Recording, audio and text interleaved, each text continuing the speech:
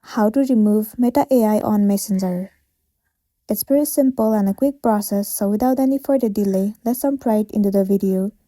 Start by moving into your application Messenger. Make sure you enter your login credentials and log into your specific account. Once you have been logged in, at the very top, you can see the option of Ask Meta AI or Search. Click on it.